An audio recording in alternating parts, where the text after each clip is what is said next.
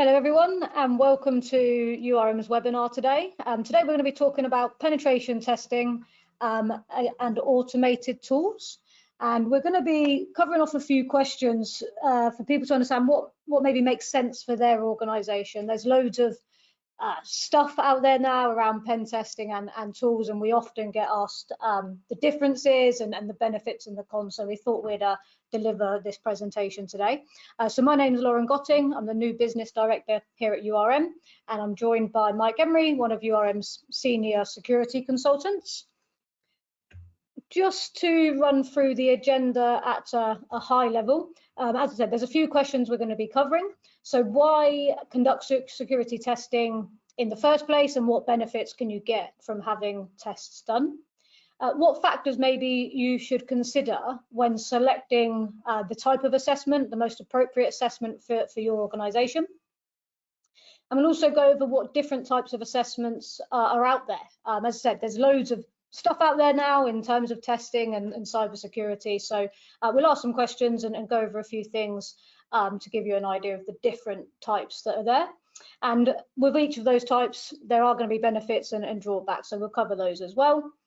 We'll also go over sort of maybe when each type of test or assessment should be utilised based on their benefits and their drawbacks, and combinations that work well together. Obviously, security and cybersecurity is more of a journey than a one-time assessment, so we'll cover that as well. For those that are new to URM, I'll just give you a brief introduction of us as an organisation. So we have been in business for nearly 20 years now. It's our 20th anniversary this year.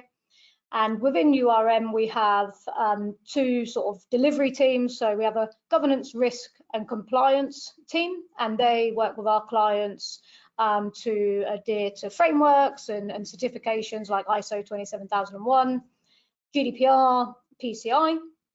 And then we also have our cyber team, our cyber testing team, and they work with our clients on the more technical focused security, Cyber Essentials, Cyber Essentials Plus, and of course, pen testing, which we're here to discuss today. URM, we hold our accreditation, so we are CREST accredited, part of the cyber advisory scheme, part of the NCSC's schemes around cyber incident exercising as well. And I'd say the big thing that sets us apart from other organisations is the passion within our team. So everyone's mission here at URM is to work with clients to help them become more secure. And the team have worked both sides of the fence as well. So been in operational roles and then moved over to consultancy or advisory services. So can bring that real world experience when working with our clients. So I'm joined by one of URM's cyber consultants here, Mike, who I'll hand over and he can tell you a little bit more about himself. Yeah, hi everyone. I'm Mike. I'm one of the senior security consultants within the URM cyber team. As you can see on the slide, I've been doing offensive security since 2012. Done quite a large number of things within that. So I've done a lot of penetration testing, social engineering and other consultancy. So that includes design and architecture review and other things of that nature. So a varied role that goes from deeply technical, hands-on, to more abstract, conceptual, ahead of time, preventing security issues. I've worked across loads and loads and loads of sectors. You name it, I've done it. Finance, automotive, energy, manufacturing, distribution, to name a few. Probably if you come across something and you think it's unique to your market sector, I can tell you you're probably not special. I've probably seen it somewhere else, and there's probably already a solution that exists. So if you've got an issue, I'm probably well placed to give you some advice. Brilliant. Thank you very much, Mike. Obviously, you've been doing what you're doing a long time. Would you say, obviously, cybersecurity is a hot topic. Do you reckon the world's a more secure place in terms of cyber since when you first started? It's certainly a more complicated place. That's definite. I think obviously technology improves, but it improves for both defenders as well as attackers. It's sort of an arms race. It's cat and mouse. Obviously, architecture has got more complex as the clouds become more of a thing. When I started, it was talking about putting things on hypervisors and transitions to VMs, and then it was containers, and now it's the cloud, and we're in the cloud era. The attack surface is more complex. The controls in place are more complex, and actually, it's difficult to understand what's there. So while the technology's gotten better and things have gotten easier, At the same time, it's gotten more complicated. So it's easier and more difficult at the same time. Great answer. Thanks, Mike. Brilliant. Right. So if we jump in then, if we start with the why are organizations, performing security tests? Yeah, sure. This is often a question I ask when I'm on a call with a customer. Why are you looking to conduct security testing? It's really important to think about what you're trying to achieve to get the best outcome. So some of the common reasons I hear are internal policy. So maybe things have to be tested once a year as per your security team's requirements. Maybe new projects before they go live need a test. I mean, that's one reason.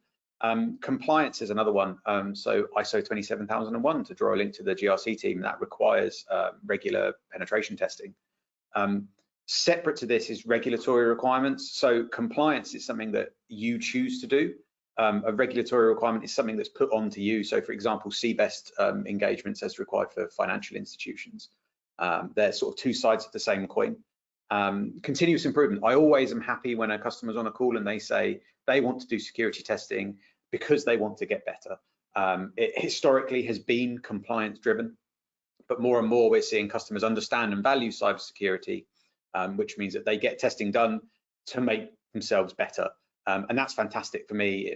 I'm much more invested when that's the case, and I really do believe that I want to make customers' security better. The last reason that's a bit cheeky but is an interesting one to discuss is contractual leverage over third-party suppliers. If you've got an MSP, a managed service provider, how do you know that they're doing what they're meant to be doing? Well, you can always check on them, and often we'll find that things aren't perhaps as they should be or as the customer's been told by the service provider, and it can be an excellent piece of leverage to negotiate discounts or change providers or ensure that you're getting what you've paid for. But I think compliance on this slide, Mike, is quite an interesting one. So if someone is compliant to ISO 27001 or Cyber Essentials, would you say that makes them cyber secure? I think you know the answer to this because you've been on calls with me.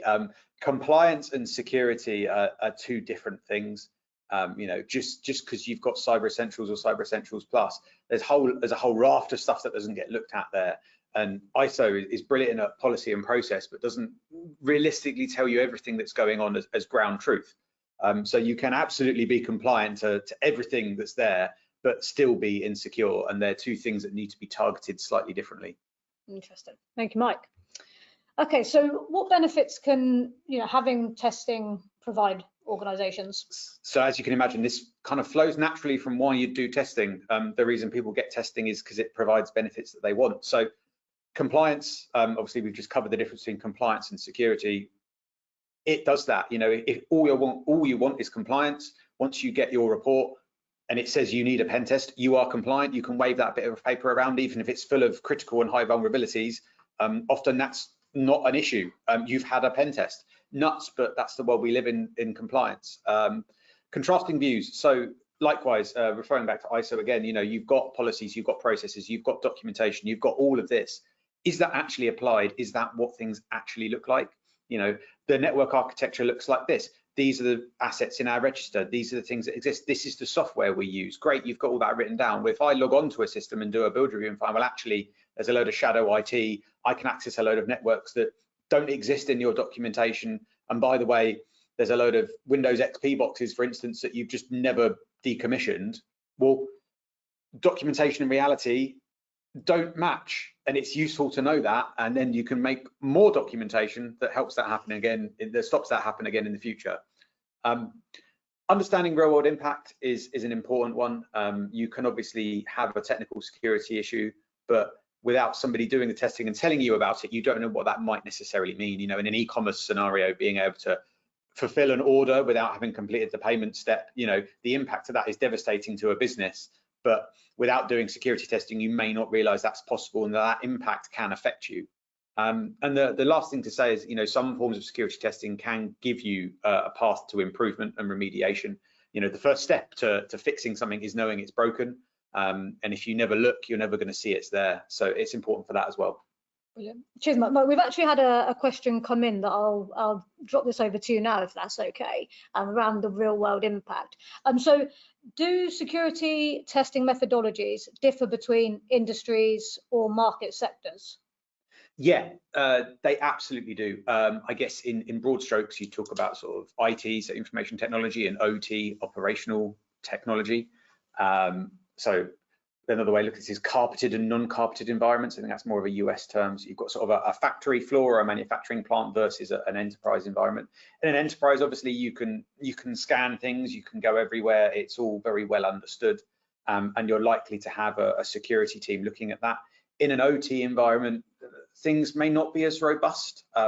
Traditionally, things are set up so they work and then left alone. And networks should be more segmented, but can often be flat. And these two environments require vastly different approaches in how you address them. And that's why it's important to speak to your security testers and explain your environment and explain what systems you've got and how they work, so that we can make sure we don't impact the business negatively with the work we do. Brilliant. Thanks, Mike. And if anyone else does have any questions throughout the presentation, please feel free to drop them in the box, and we'll address as many as we can at the end. Brilliant. Thanks, Mike. I thought that one was quite relevant to this.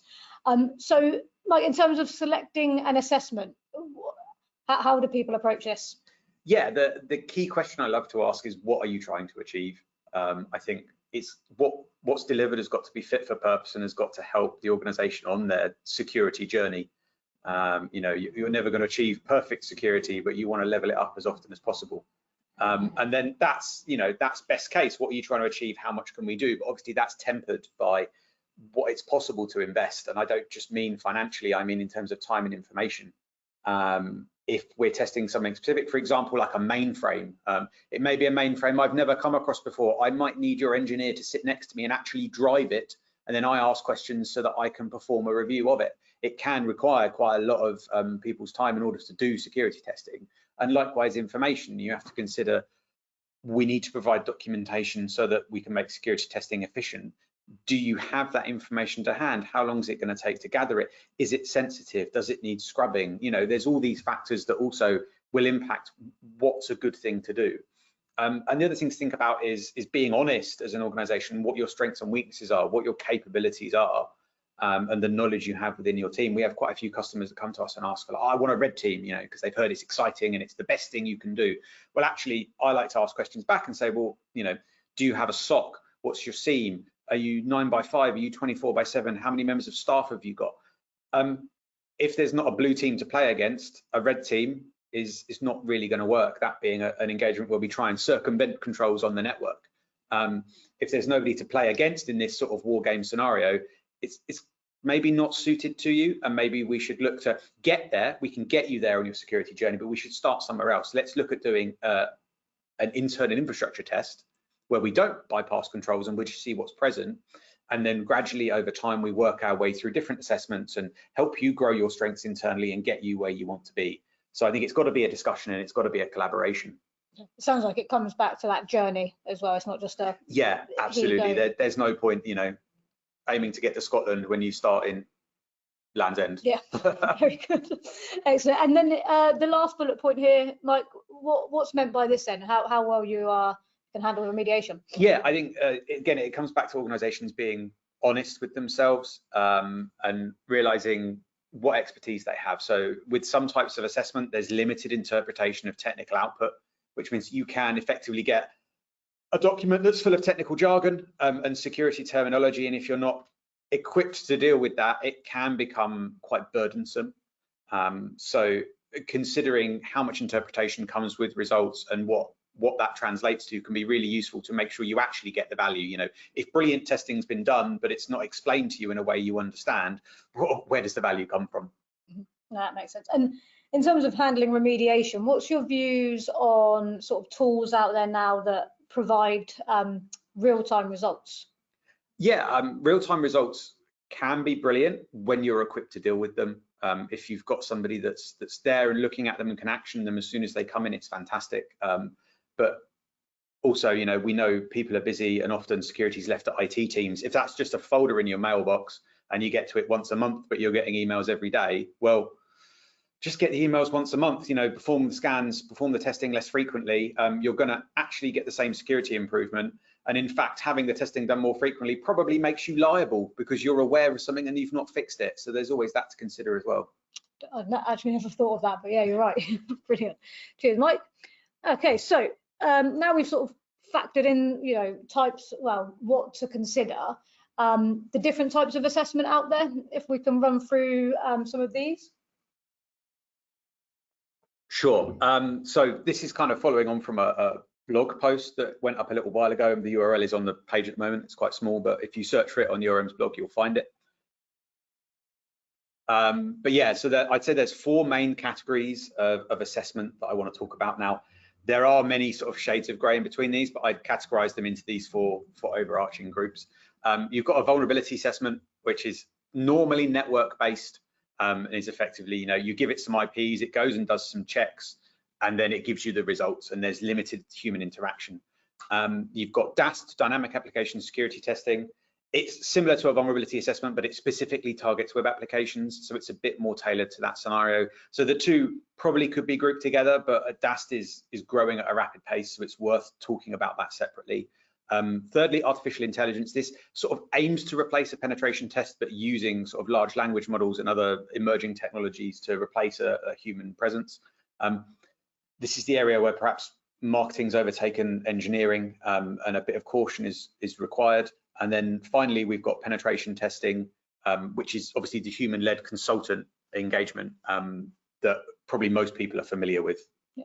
Brilliant, cheers, Mike. We are just opening up a poll, actually. We're quite interested to see what you as organisations currently, you know, utilise, if anything. So I think you're able to just click on one of the 4 options there.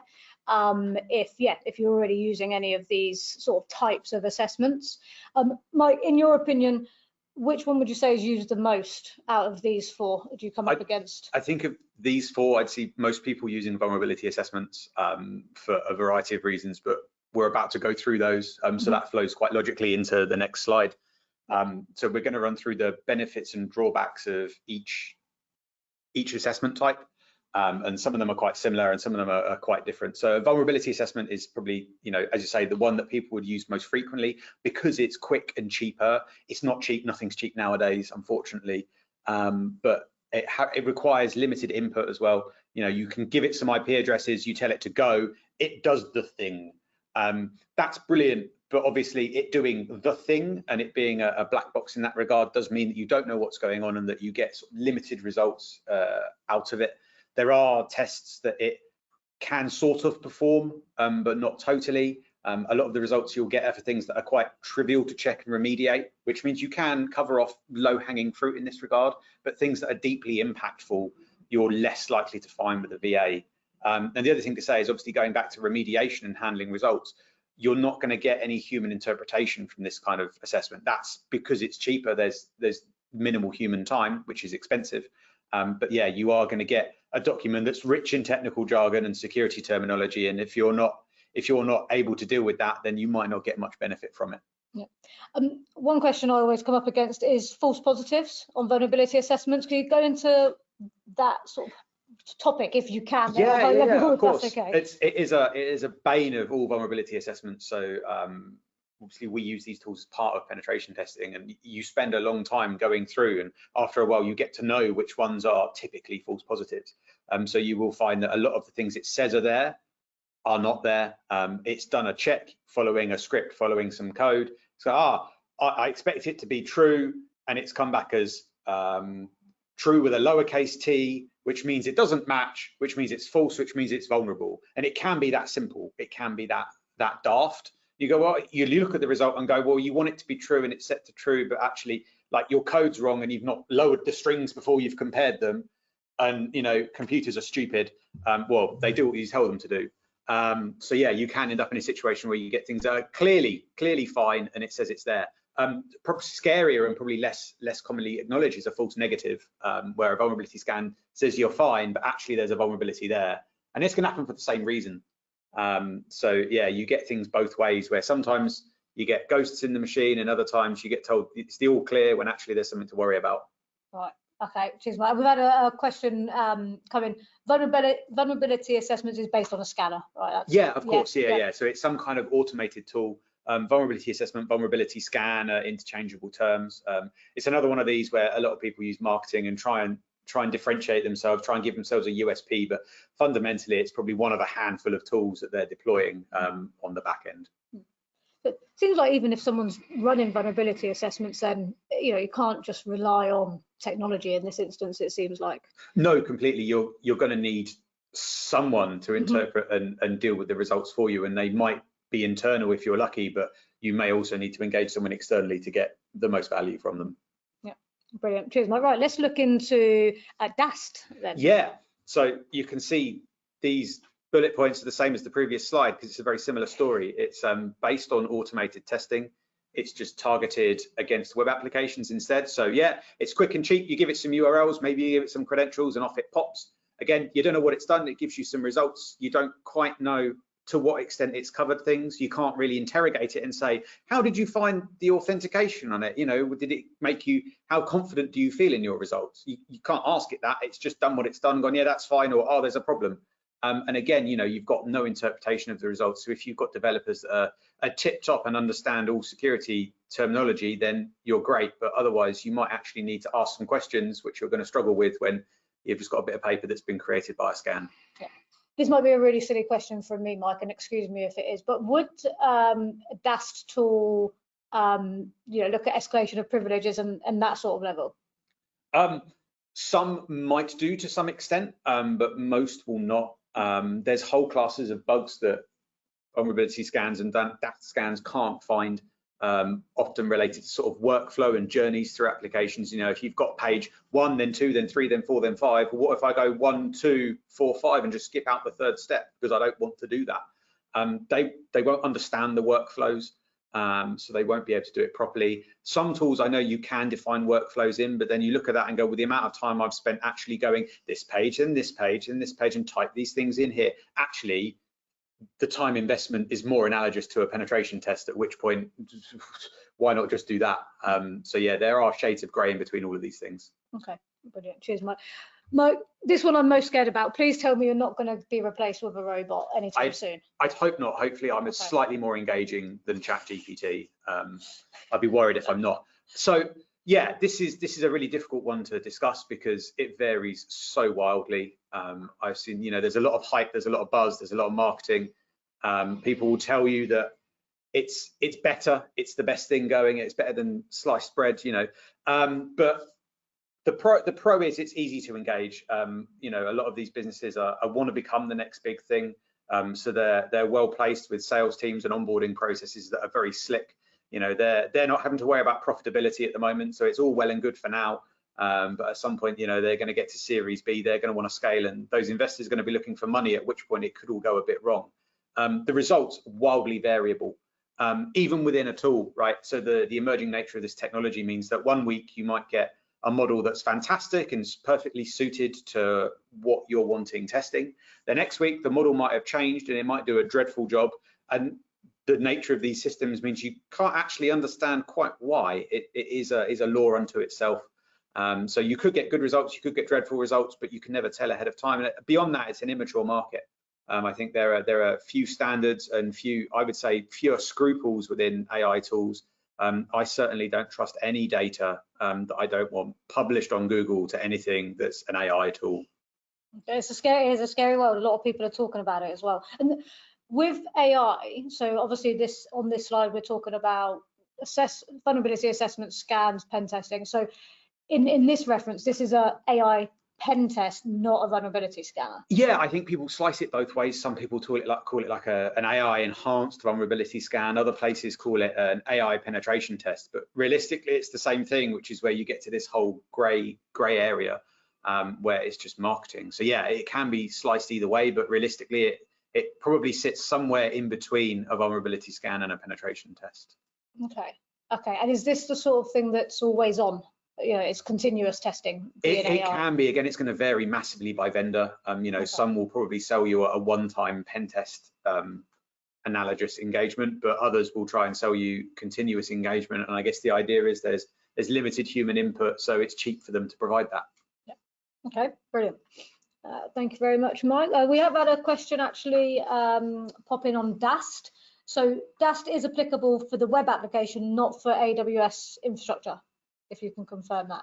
Yeah, so I think If you're talking about the console, obviously you're unlikely to performing a web application test over the AWS console.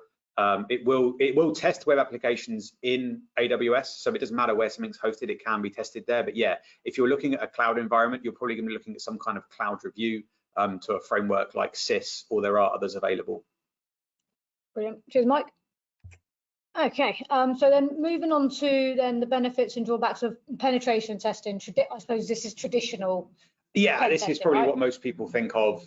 You know, when they think of a security test, they think of somebody in a hoodie sitting in a dark room behind a laptop trying to hack into their systems. Obviously, I'm biased. This is what I do the majority of my time for a living, so I think it's the best thing. But there are downsides to it, and I'm open to those. You know, it is more expensive in all the ways. You know, it costs more in terms of financial investment, because, you know, I'm a human and I have to pay my mortgage. Time as well. You know, I'm going to take up some of your time wanting to understand the scope and the context and what you're trying to achieve, whereas all of these other tools sort of don't really care. And also information, I'm going to ask you for information ahead of time to try and minimize the amount of financial expense by not having to bypass controls. For instance, when we do web application tests, we ask for the WAF, the web application firewall that blocks some attacks, to be bypassed.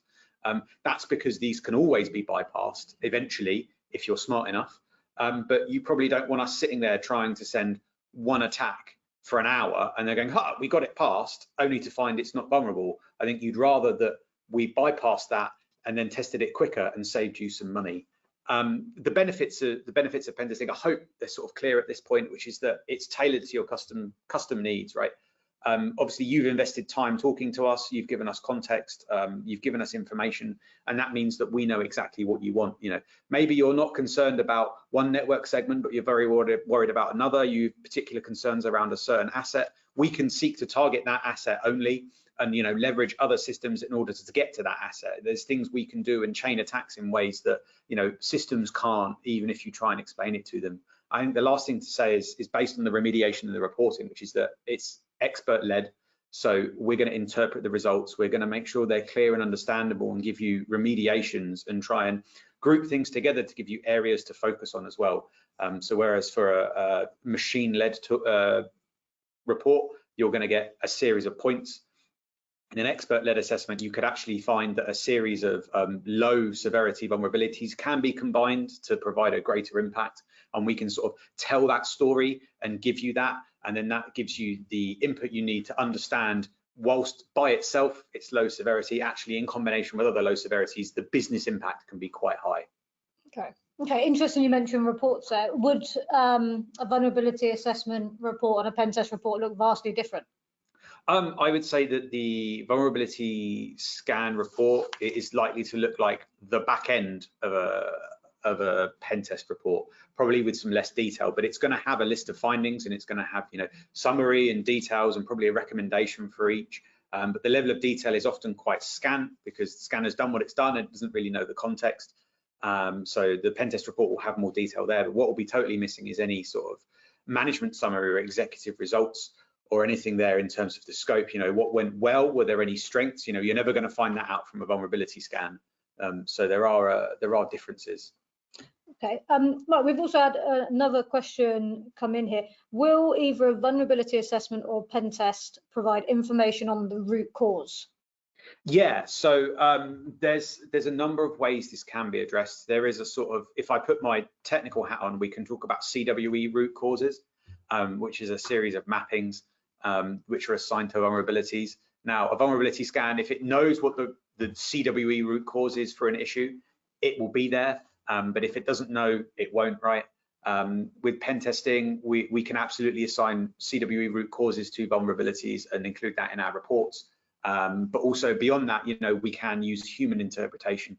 This is where I come back to weaknesses. You know, if we find a web application, for example, is vulnerable to SQL injection and cross-site scripting and HTML injection, we can say, well, actually, it looks like the root cause is probably secure coding practices, and that we'd recommend some developer training, for instance. And that's something that you're unlikely to get just from a system, but with some human interpretation of what's going on, it becomes quite apparent what's actually needed and what's caused the problem. Brilliant, thank you. I hope that was helpful. Excellent. Mike, if I could just pause very briefly, for those that are interested, we've got the results of the poll back. So out of the attendees today, 57% are utilising vulnerability assessments, 16% are using DAST, only 3% on AI, which I think is quite interesting. It is still fairly new though, and 47% are utilising pen tests. Would you expect those sorts of numbers, Mike, from your opinion? Yeah, I think so. I think that's broadly what I expected. I perhaps have expected DAST to be more widely used, but I think that is newer, and perhaps some people are employing traditional vulnerability scanning tools to fill that gap in their security posture. Okay, well, off that, there is another question I'd probably bring in now that we've had in. So I think it's around, I'm looking at it's around web application testing. What's your opinion on Burp Suite from Portswigger for pen testing on web app? Have you come across that before? Yeah. So all of the team bar me use Burp Suite for every web app. I'm the weirdo that uses Zap Proxy. I'm that one guy that uses the free open source OWASP tool. But yeah, no, Burp Suite's great. It's probably the best bang for the buck in penetration testing. The cost of the license is really low. I would also say that if you're interested in understanding more about web app security, the Portswigger Labs and their academy program is really good and really good value if people are looking to level up their own skills. Brilliant. Thank you very much, Mike. Right, so looking at the assessment types, then when should each of them be used? Because we're not against any of them, really, are we? It's just a time and a place. No, I think you've got to have a holistic view of this stuff. And, you know, whilst I should be saying, oh, I get a pen test every month, it's not realistic, it's not feasible, and it's not what's best for the customer. So I think you've got to combine the assessments in a way that suits, you know, your objectives, but also your budget. And I'd say that for maintaining security posture, you want to use those automated tools. A vulnerability assessment and DAST, they work really well because they're quick, they're easy to engage, and you just get some results. What I would say is if you get those done regularly and you review the results every time, you'll get to filter out the noise. You know, you'll get a lot of stuff that's actually you can't fix for whatever reason, but it's not important. Once you do that vulnerability management process, you can then go, there's a new exploit's been published on this bit of software and we've not updated it. We need to patch that. And then it becomes quite straightforward to see what's changed, what you actually need to do, and then you can maintain your security posture over time. If you've got no oversight of what's going on, you don't know what you need to update when. And whilst we will say, oh yeah, we should patch everything all the time, we all know we're busy, and reality doesn't always reflect policy. So yeah, going this option, it saves you time and money, and it means you've then got budget when you need it to do the pen testing. So what I'd say is when you've got a real interest, you know, you want to go really deep into something, or you've got a specific concern or scenario, like targeting a specific system or a scenario in mind, that's when you need to perform a full penetration test, really, and that's going to give you the assurance you need.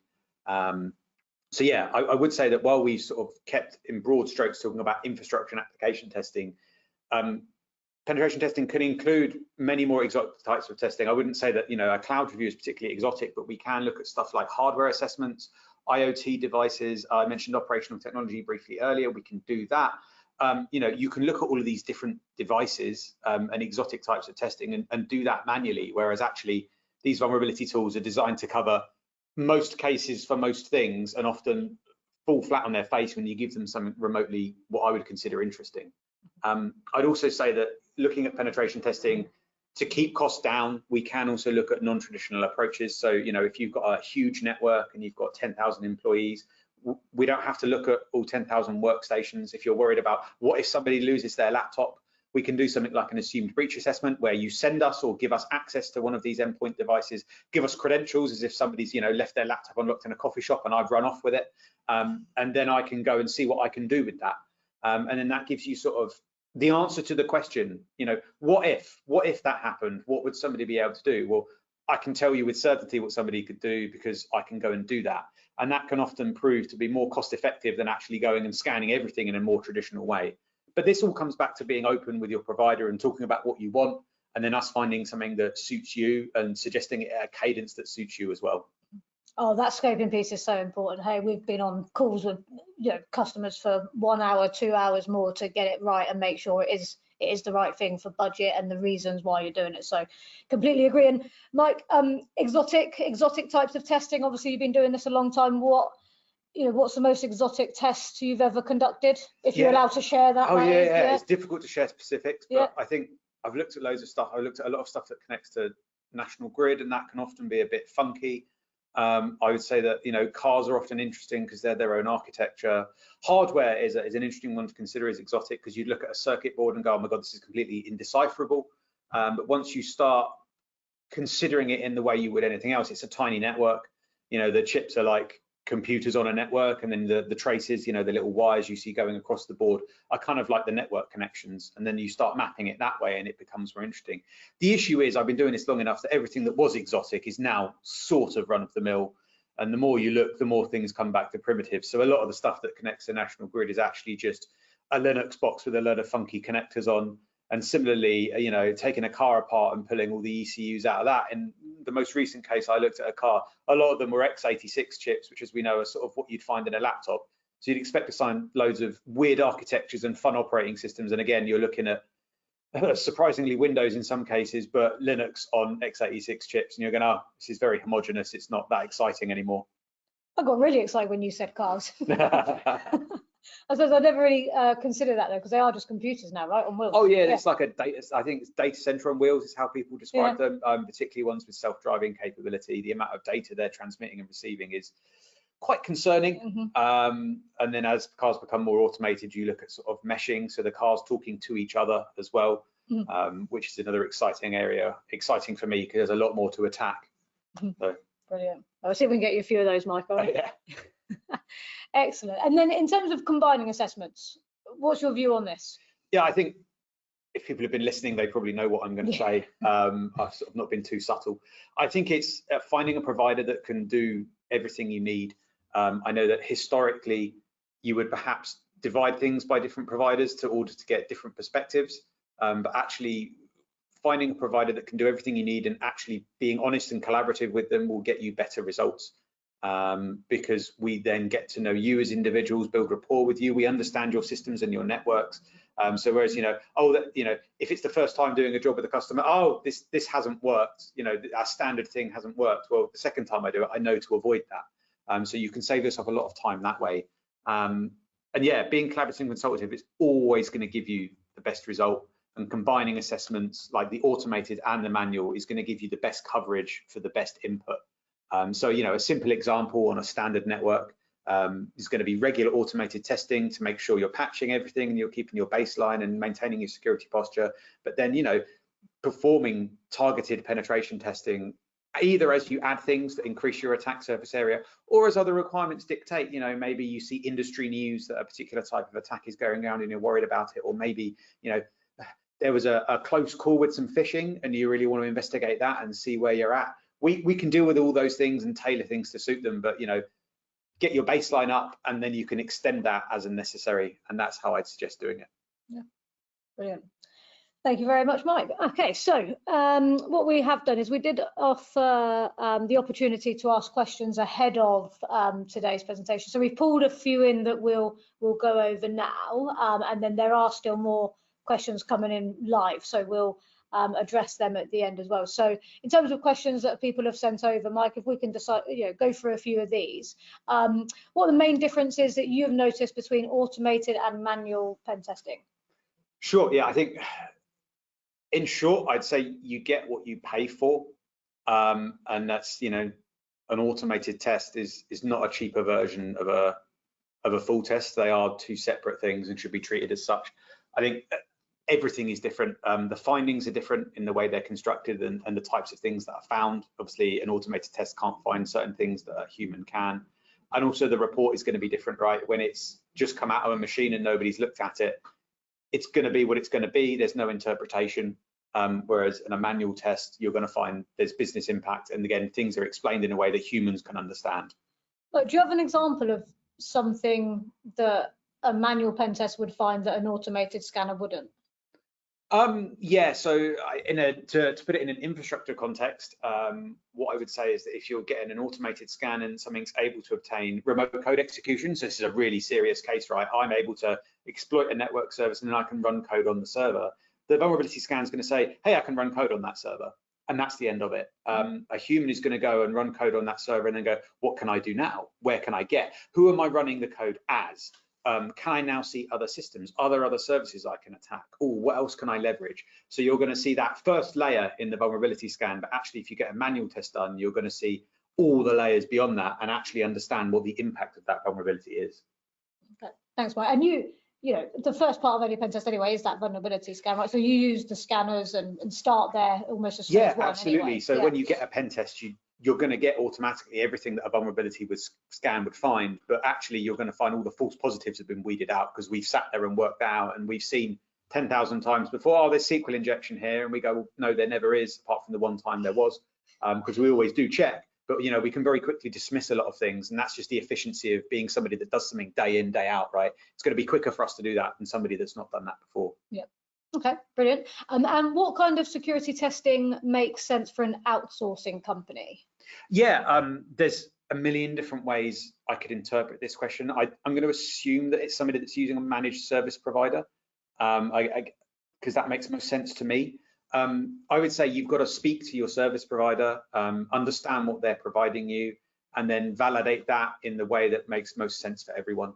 A lot of MSPs, you know, they can be good, they can be bad. It's a mixed market. Some of them say they'll do their own security testing, but I'm always a bit wary of that. You know, it's sort of marking your own homework. I'd always want to get external validation. But yeah, you know, any sort of testing we can do against the organization, we can obviously do against a managed service provider with their permission. But it makes sense to involve them in the process and make sure they're on board as well.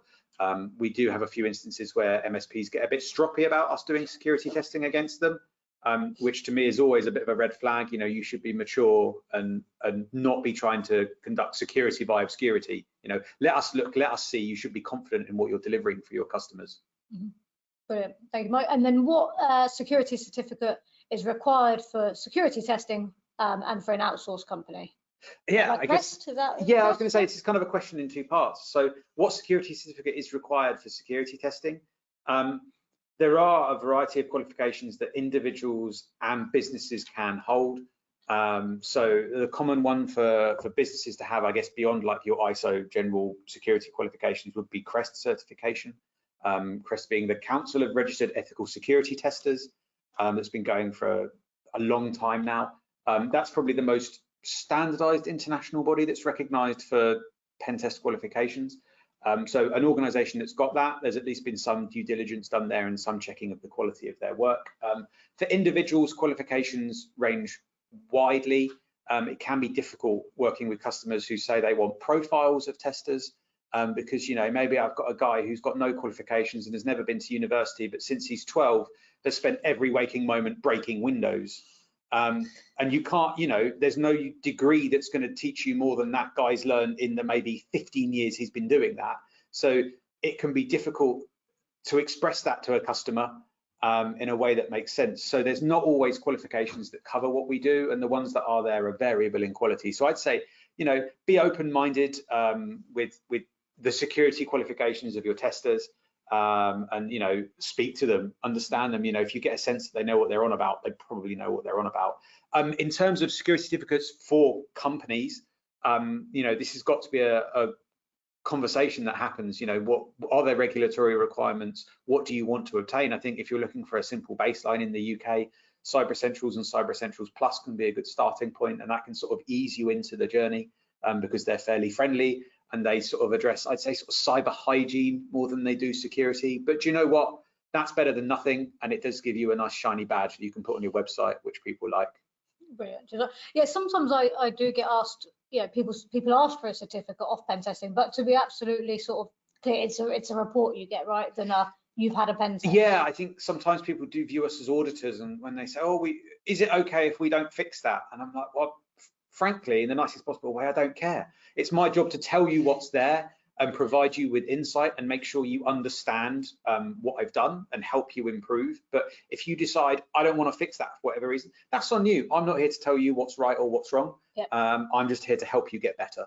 Okay, that feeds nicely into a question we have had come in actually into, and I suppose I'll add a little bit onto this question based on what you've just said. But the question is, assuming that a vulnerability pen test finds something that is covered by the risk matrix and documented, will this count as an urgent thing to fix, or can it be delayed? Now, based on what you've just said, it's up to them. The caveat I'd like to add on that is, would you ever reflect that in a report? Yeah, we do occasionally get asked this, I think, because customers want to use reports and share them onwards. what we have to be very careful, right? Our business is providing insight into technical vulnerabilities. If a vulnerability is present, we should tell you about it. As I say, it is occasionally, oh, but we know about that, so can you remove it from the report? And the answer is always no, because if you get popped by that or something goes wrong as a result of that, and you look at your pen test report and you go, you didn't tell us about this really critical vulnerability, guess who looks like an idiot? Well, it's me, because I did the test and I didn't say. So what we can do is sometimes we can adjust the scoring of something, but my favorite thing to do is actually to just update the report and include a comment from the customer saying the customer is aware of this and it's part of the risk matrix, and they've decided not to fix it for blah blah blah reason. And then that means that everyone's aware of what's going on and the situation, but there's no sort of manipulation of results or misrepresentation of facts, because facts are facts. And that, it just means that everyone's integrity is upheld. Yeah. Okay, brilliant. Great answer, Mike. So I hope that helped with for the person that asked that question. Okay, so this has been asked as well live. Top 3 tools for pen testing or automated testing? Yeah, this is an interesting one. I think people get very focused on tools and what tools can do. I think realistically, from my perspective as a pen tester, knowledge is more important, and it's about trying to do what you want to achieve. You wouldn't use a hammer to put a screw in unless you're a proper idiot. It's not going to do the job well. And I think that's what you've got to think about in terms of tools for pen testing and automated pen testing as well. They all have strengths and weaknesses, and they all mostly do what they say they're going to do. I would say if we're looking at sort of top tools, my preference is always for open source tooling, because I can understand how it works and I can adapt it to suit my needs. People are going to scream at me if I don't mention Kali Linux. It's not a tool, it's a collection of tools. Most of the guys here use it. I don't use it. I don't like how it works. If you want to press me for one tool that I should promote here, it's going to be Nmap, the network mapper. It's super useful for defensive teams and IT teams as well, because it's something we use on every engagement, because it tells you what's there and what's listening. So it doesn't actually attack anything. It's very unlikely to break things unless you've got other problems going on. But it does give you real insight into what's actually present and what's actually attackable. So that can be invaluable, both for me to attack things, but also for blue teams to say, we think there's 5 hosts on this network, actually there's 50. What's gone wrong in our asset register? That plugs a real gap there. So I'd say if there's one tool that people think about and maybe learn a bit about, it would be Nmap. Okay. And how many tools do you use, Mike? Thousands, probably. Over the course of my career, I've used thousands. I mean, sometimes there isn't a tool and you make your own. The test I'm running at the moment, I'm using some code that's like linking things together in ways that shouldn't work, but does work, but makes my life easier. So there's a lot of sort of bodging things and taping things together and using cable ties and hoping it holds together for the 3 days it needs to let me do what I need to do. And then at the end, it doesn't matter if it breaks. Yeah, very innovative, yeah. Try to be. Excellent. And my top 3 vendors for pen testing services? Obviously, they are URM, and URM. No, again, like the tools, everyone's got strengths and weaknesses. I think a good analogy is this is for universities, right? They're known for specific departments and specific courses. I don't have examples for this. I don't have kids. But you're not going to go to a university that's famous for its English degree and go and do maths, right? That just doesn't make sense. And similarly with pen test vendors, some are known for particular services and being real specialists. Use them for that, but maybe don't use them for other things. And that's where it comes back to, a generalist vendor can cover most of your bases. And actually, is it worth the trade-off of somebody that's super specialist versus somebody that you can use consistently and build a relationship with, and who understands, what you're trying to achieve and how you work. Brilliant. Thank you, Mike. Okay, we've just got a couple more sort of pre questions. So current scanner products like Nessus are recognised as insufficient in terms of providing the security guarantees that external stakeholders demand. Maybe they're looking for a human pen test instead. What is the current gap between the automated tools and the human pen tester? And what is the degree of confidence that one could have on the coverage of automated tools? So where do you want to start with this one? Yeah, I think the gap's an interesting one. The gap is always going to stay broadly the same in my mind.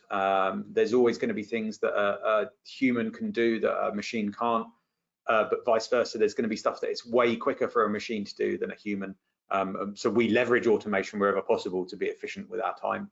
and use scanning tools like Nessus. In fact, we use Nessus on most engagements just to give us sort of a ground base of coverage. So the gap is there. It's quantifying it is challenging. It's going to vary broadly based on setups, networks, applications, how common the technology is, right? If you're using something that everyone else is using, the tool has probably invested time in knowing how that works and being able to test it. If you're using something you've developed yourself or something that's custom to you, it's very unlikely it's going to know what it is and be able to look at anything on it. In terms of confidence of the coverage, I mean, it's confidence between slim and none.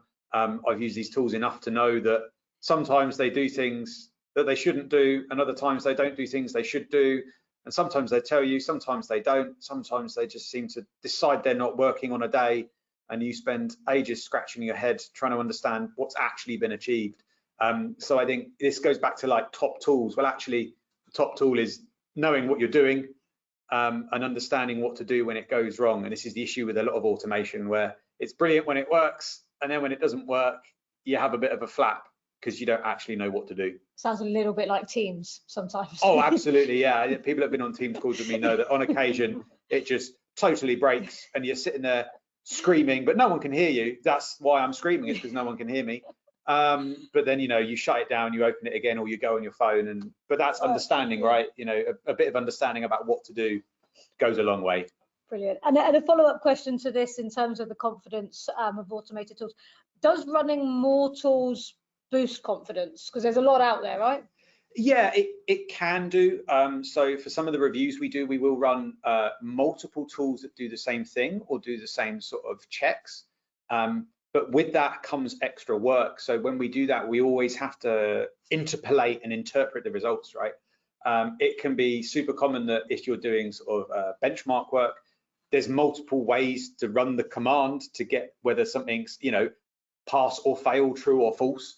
And you can find that two tools have run different commands and come to different results. You know, maybe one's not got output, one says true, one says false, and you've then got to sit there and work out which of these is the right answer and what should I say. So running multiple tools can be good, but also at the same time, it costs you on the back end because you've then got to work out, right, so this says I'm vulnerable to this, this doesn't say I'm vulnerable to this. Is that a false positive? Is that a false negative? How do I work this out? And the answer is actually you have to do a load of manual work. So in some cases, it can be easier to just sort of go, ignore the tools, I'll just go and have a look. Yeah. So yeah, it's a difficult one. Okay, brilliant. Cheers, Mike. And last couple of questions here. So can you share a real world example where you successfully mitigated risks and what the lessons you learned were from that experience? Yeah, obviously specific examples are sort of a no-no in this industry because obviously we deal with sensitive data and customers, you know, rightly so, don't want their vulnerabilities aired in public. But I would say that most often, and the most real world example would be where something's tested after it's live or after it's in production or after it's been up for a while, and it's sort of the first time security is being considered. You can often find things that have a real critical impact, like in a lot of cases on e-commerce platforms, just the need not to pay. You can just not pay and still have orders go through successfully.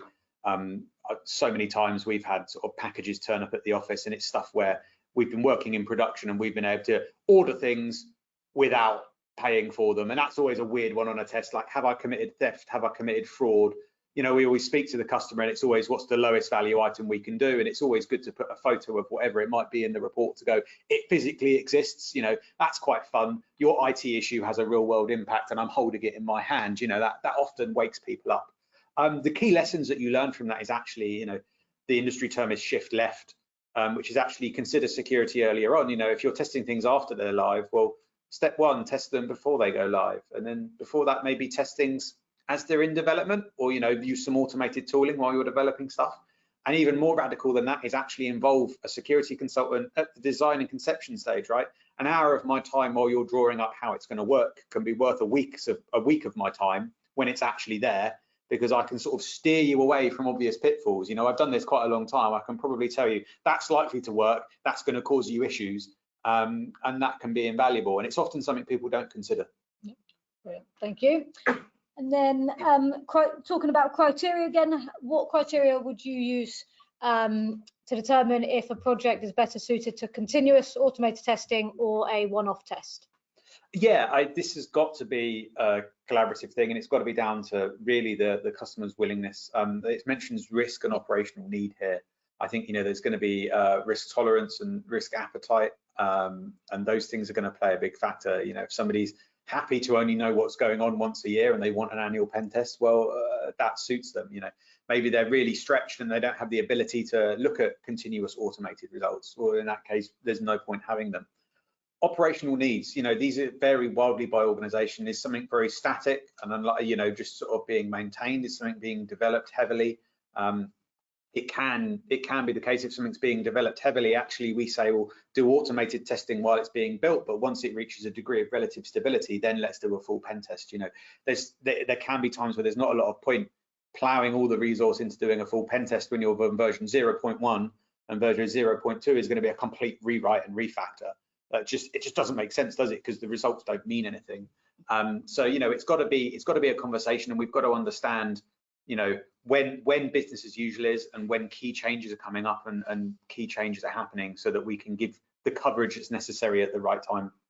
I think just to add to that as well, in terms of the automated approach, also you need to factor in when you're actually going to be able to remediate, right? There's no point having weekly assessments done if you're not remediating any of the findings and just sitting there. It's pointless. Absolutely, it's burning money at that point. Yeah, no, absolutely. Brilliant. Conscious of the time, so the final one on the presentation here. So how is consultancy typically delivered alongside automated tooling solutions to ensure that the insights gained are translated into strategic improvements as opposed to the transactional nature of standard pen testing? Great question. Yeah, it's a really good question. It's clearly somebody that's had a lot of pen testing done, probably in a more old school fashion, where you do your one a year and you use a different vendor every time. And yeah, you see the same issues every time, and you know, access might not be straightforward, and you always have the same song and dance. Whereas delivering consultancy for strategic improvement, you kind of need to be more collaborative with someone and engage with them over a longer term. In terms of the automated tooling, obviously, we know our time is valuable. We use as much automation as possible. There's a lot of in-house code that gets used for pen tests we run, just to make our lives easier and help with reporting as well, to make reports clear and concise. And then that gives us the time to then, you know, interpret the results of the automated tooling, do manual testing, and also translate that into business impact and real world explanations that, you know, are more manager friendly, and you don't need a degree in cybersecurity to understand the results.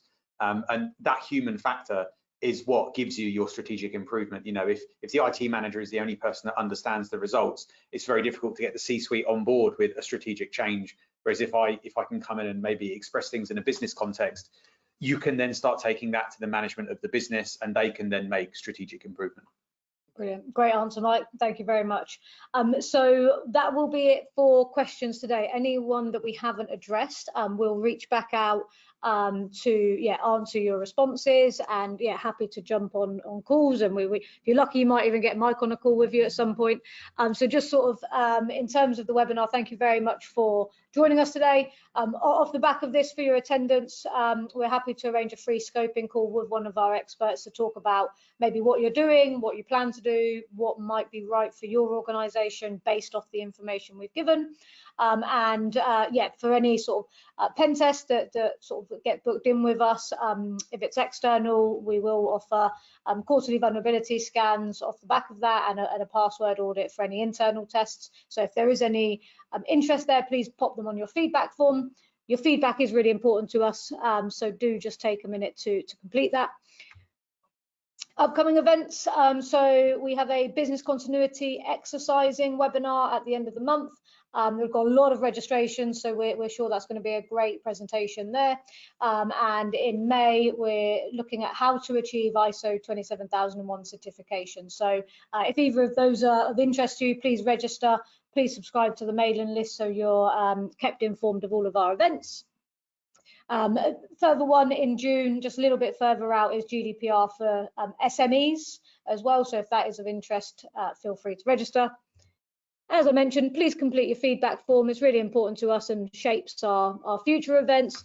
And lastly, thank you very much for taking the time to sit with Mike and I today. Hopefully you found that useful, and we'll come across you again soon. Yeah, I was going to say thanks for everyone's questions. It's always interesting to hear from customer perspectives and hopefully provide some valuable input. I think you have. Thank you very much, Mike.